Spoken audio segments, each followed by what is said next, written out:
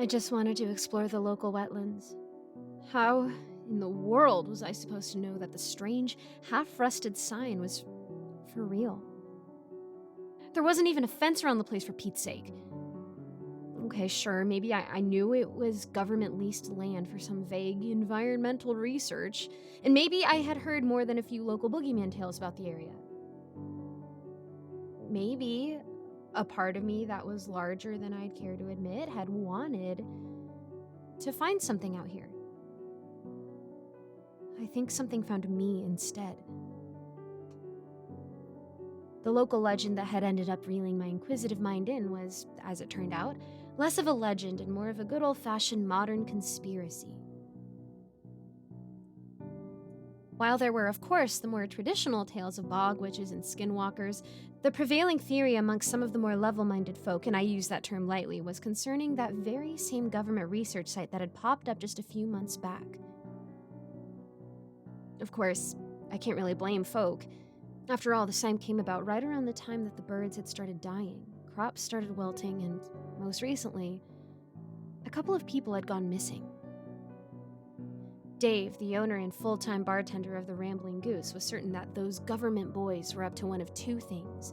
Either A, they were doing all sorts of weird science experiments on the water supply to see how it affected the wildlife in surrounding farmland, or B, that they were actively trying to contain some sort of chemical mess at the expense of the town's residents. Sophie was more of a traditionalist. She was convinced that there had always been something sinister out there, and that the boys in black had finally moved in to do what they do best. I wasn't sure if that was something I should or shouldn't have expected out of the peppy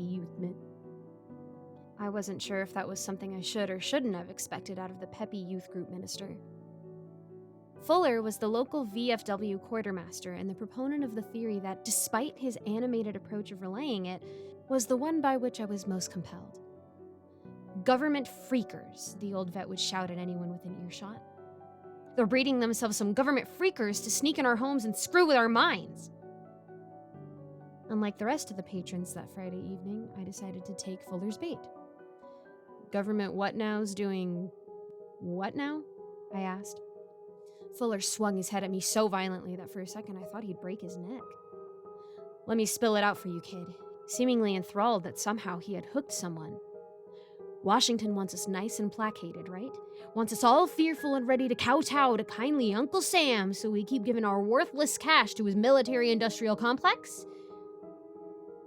I slowly nodded. For once, the coot was making half a lick of sense. Fuller matched my nodding, talking lower and more cohesively now that he knew he was being heard.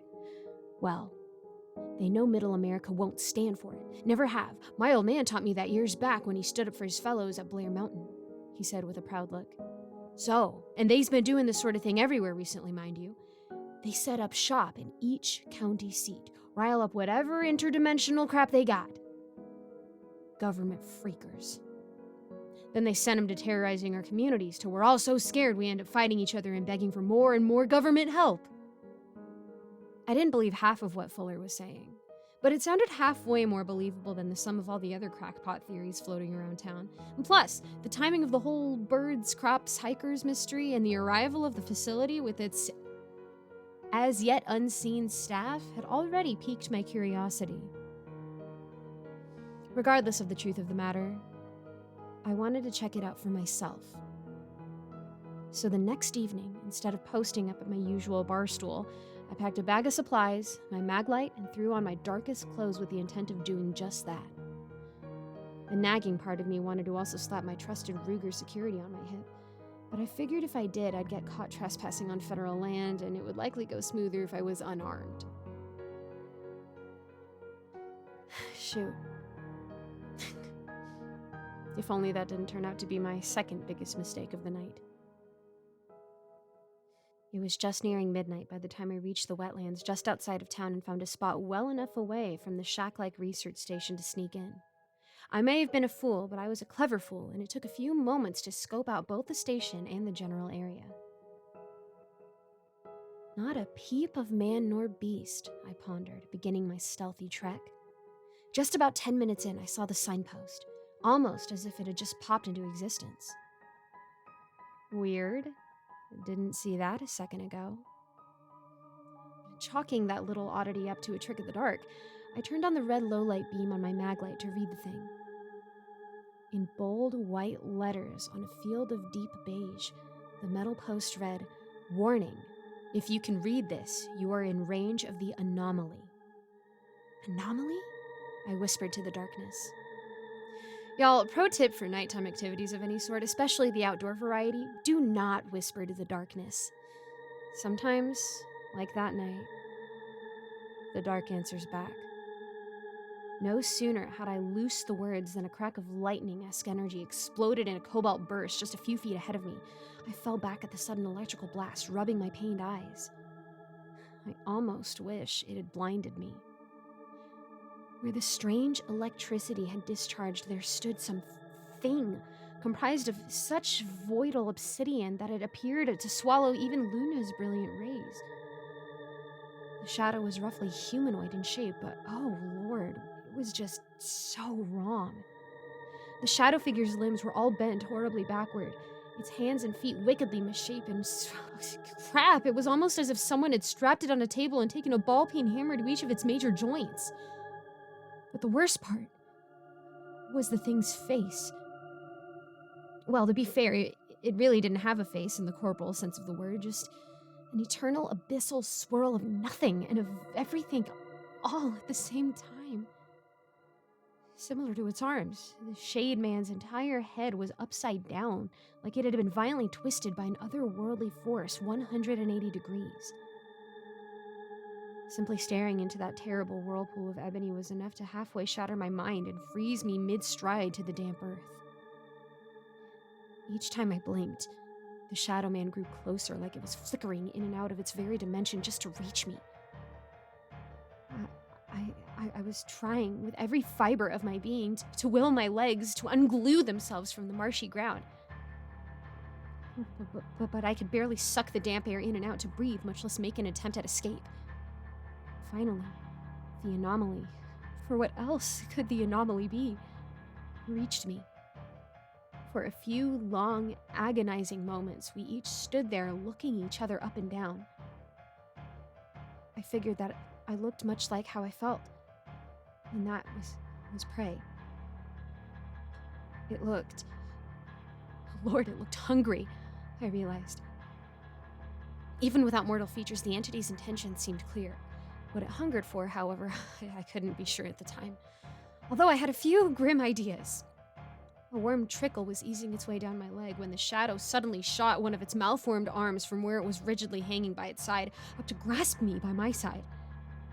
Where the hellspawn's crooked fingers held me firm, a flurry of searing bolts of the singular worst anguish I'd ever felt in my 30 years of life were sent coursing throughout my entire body, and as the pain surged, the shade seemed to grow taller, more corporeal. I could have sworn it was laughing, though no sound emanated from that endless cavity. The ever-decreasing part of me was still sane and conscious, and I knew that I had to act, to try something, anything, before that Shadow Man drained my very essence. With a desperate internal prayer, I finally found some cache of hidden strength and threw my own arm up to grasp the sterling silver crucifix that I still wore out of habit, ripping it off my neck to put it up against the entity's ghostly form. I don't know whether it was God, the silver, the element of surprise, or some amalgam of each that saved me. All I know is that moment I shoved the entire thing, chain and all, down the shadow person's abyssal gullet. It immediately let go of me. As soon as it did, the screaming pain mercifully ceased and my mind returned to me. A thunderous rumble quaked the entire area as my willpower finally returned in full. I tore off through the marsh, not even daring a glance behind me. I ran past the eerie sign, across the wetlands to my ford, and only breathed easy once I had reached the comfort of my quaint ranch house. All I could think about for the next few hours while I sipped, slugged, some Irish coffee and gathered every bit and bauble I had that was made of silver were Fuller's words.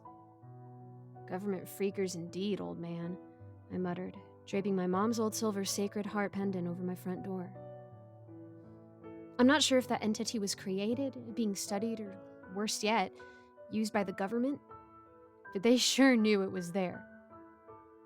Likely as not, they knew what it was and maybe even stirred it up. As usual, They left us to deal with the consequences. A few days have passed since that terrible experience. Unfortunately, I think the true horror has just begun.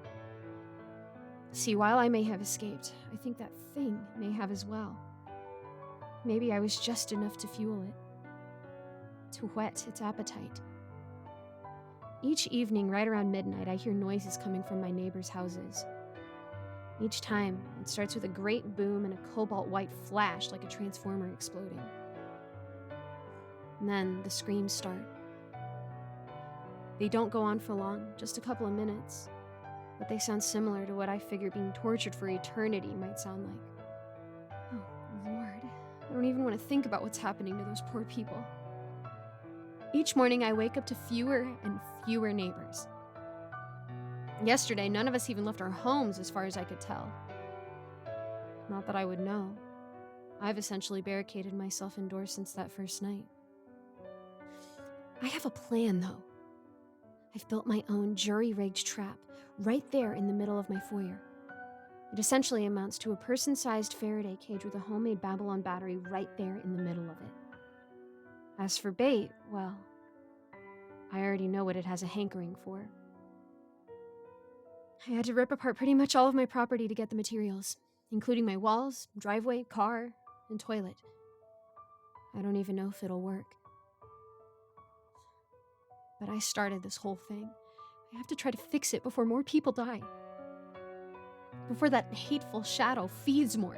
Before it grows strong enough to wreak whatever God-forsaken plans that I'm sure it has in store for the world. Plan B is to take all the silver and holy symbols I could find and shove them as far into the shadow's chasmal maw as I can manage. I have to go. There's thunder outside and the electricity in my home is fluttering, even though the night is calmer than a Californian yoga studio. The entity is near, searching for the prey that got away. I got one shot to make this right. Wish me luck, y'all.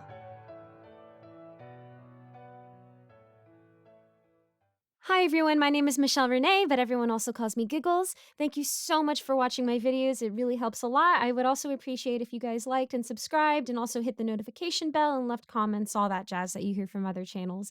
Anyways, I have to give a big, fantastic thank you shout out to all the people who are currently subscribed to my Patreon. And those fantastic people are Mr. Sankofa, Michael Milburn, Melissa Perez, Geek Sanctuary, Lawrence Wallen, Andrea Zanderson London, Eric Cifuentes, Jesse Hartley, and Icy Narrates. Thank you so much for supporting, and I hope to see you all in the next video.